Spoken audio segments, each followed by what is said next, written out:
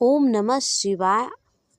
आज हम सुनेंगे पुष मास के शुक्ल पक्ष के रविवार की कथा। एक साहूकार था, उसके कोई बच्चा नहीं था। एक दिन सुबह वह बाहर घर से गया और उसने देखा कि एक किसान खेत में दाना डालने के लिए जा रहा था। जैसे ही उस किसान ने साहूकार को देखा, उसने कहा, आज का तो शगुन ही खराब है, पता नहीं इसका मुंह क्यों देखना पड़ा। साहूकार ने जब यह सुना तो उसे बहुत दुख हुआ। वह समझ गया कि उसके कोई बच्चा नहीं है, इसलिए किसान ऐसा कह रहा है। और फिर साहूकार घर चले गया तो उसकी पत्नी ने पूछा कि क्या बात है, आज आप इतने उदास क्यों हैं। साहूकार ने अपने पत्नी को सारी बात बताई। साहूकार की पत्नी ने कहा, आज चिड़िया चुगने आई थी, उसने भी यही कहा, बच्चे नहीं हैं तुम्हारे तो दाना कहाँ से मिलेगा। ऐसा कहकर वह यहाँ से उड़ गई। साहूकार को यह सुनकर को बहुत क्रोध आया और उसी दिन से वह सूरज भगवान की आराधना करने लगा। उसे सूरज भगवान की आराधना करते हुए 12 वर्ष बीत गए और 12 वर्ष के बाद भगवान सूर्य को साहूकार पे दया आ गई और वो उसे आशीर्वाद देने के लिए प्रकट हुए।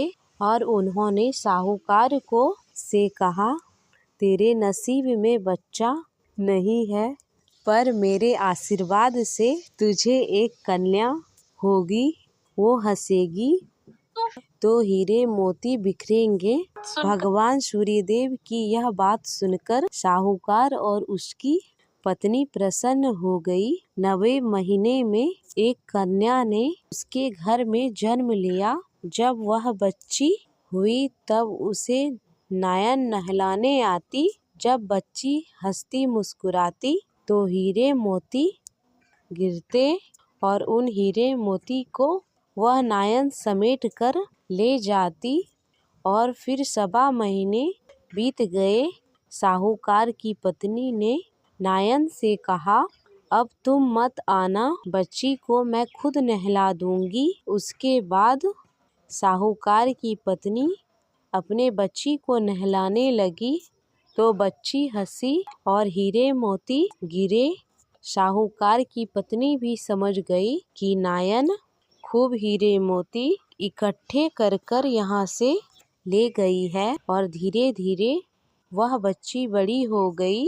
जब वह बच्ची बड़ी हो गई तो उसके माँ बाप ने सोचा, घर में बहुत सारा धन है, क्यों ना हम घर जमाई रख ले। उन्होंने एक गरीब सा लड़का ढूंढा और उसके साथ अपनी बेटी का विवाह कर दिया। और जैसे ही दिन उगता, माँ अपने बेटी को उठाने जाती और उसका मुंह सबसे पहले वो ही देखती। जब ऐसा रोज होने लगा तो उस लड़की के पति ने कहा, सुबह सुबह तुम्हारी माँ का क्या काम है। लड़की ने कहा, ये तो मेरी माँ का नियम है, सुबह होते ही वह मेरा मुंह देखती है।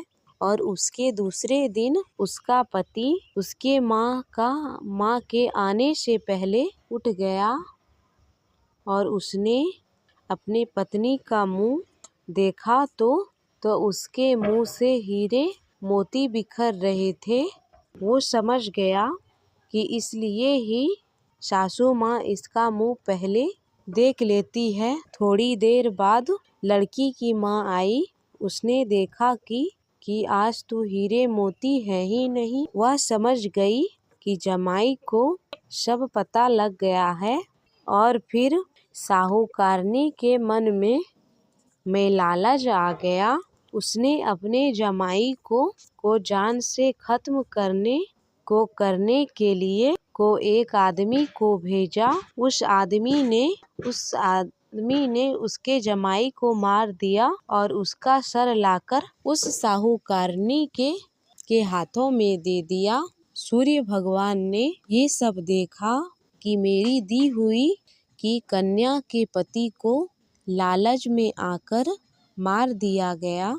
और फिर भगवान सूर्य नारायण ने मनुष्य का रूप धारण करके साहूकारनी के पास भिक्षा मांगने में आ गए और उस कन्या के पति के सिर को भिक्षा में मांगकर ले गए। वापस आ गए और उन्होंने उसके धड़ को उसके सिर से जोड़ दिया और उस पर अमृत छिड़क दिया। इससे वह उठकर बैठ गया और फिर अपने घर चला गया। घर गया तो उसकी पत्नी ने पूछा कि आज तो पौष रविवार है, मेरा नियम है कि दिन अस्त होने के बाद खाना नहीं खाती, फिर आप इतनी देर से क्यों आए? वो बोला, तुम्हारी माँ ने मुझे मारने के लिए एक आदमी को भेजा था और उसके पति ने उसे सारी बात सुना दी। बेटी बोली, अब हम यहाँ नहीं रहेंगे। जो माँ अपने बेटी का सुहाग छीन ले वह किस काम की? उसकी बेटी अपने पति के साथ अपने घर में रहने लगी और उनके घर में धीरे धीरे सुख समृद्धि हो गई और साहूकार के घर में धीरे धीरे दरिद्रता आ गई। जैसे सूर्य भगवान ने उस बेटी पर प्रसन्न हुए, ऐसे सब पर होना। तो ये थी आज की कथा।